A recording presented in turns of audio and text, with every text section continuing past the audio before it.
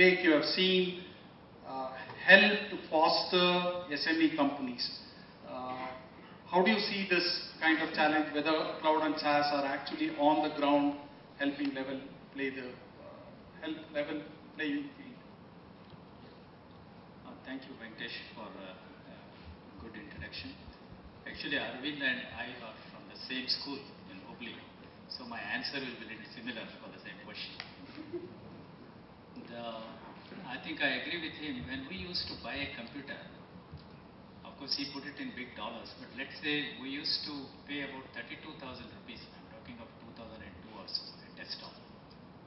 Out of that, 18,000 rupees was for the software, our Microsoft software. And whatever software we take, we all know, like if Excel is there, maybe except adding, multiplying, or occasionally a couple of other functions, I don't think we use really more than 5% of the functions which it gives. Same with the PowerPoint, same with the Word. We just know, even now I think I just use it, what I would do in email, I would do in Word. So I think even though these features are not required, we are paying for it. And secondly, every 3 years they come and change the software version. So you once again have to upgrade and again pay for it. And then there are many other, then you require a server, like if you want an Exchange server, then there is yet another license. And for that you pay. And a lot of junk mail goes through. So for that you buy yet another software to avoid that junk mail.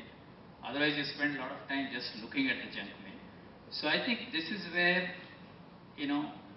when we, right now, if you want it on a bigger scale, all this is available on the cloud. And if you wanted a big time software, like you are writing a program, statistical, like for example, we develop a program for SMEs where we look at a lot of financial ratios and we try to find out whether this SME is good or not. So for that it requires some intensive calculations, simulations, etc. Then I had to buy really a big computing power, and that's really beyond the scope of a small company. So right now, earlier the bigger companies used to have bigger computers. IBM used to say, I have a supercomputer. Intel also, all these people built huge computers, and we only used to read about it. But right now I would say a huge computer may be kept in the size, like the size of a football field in Oregon.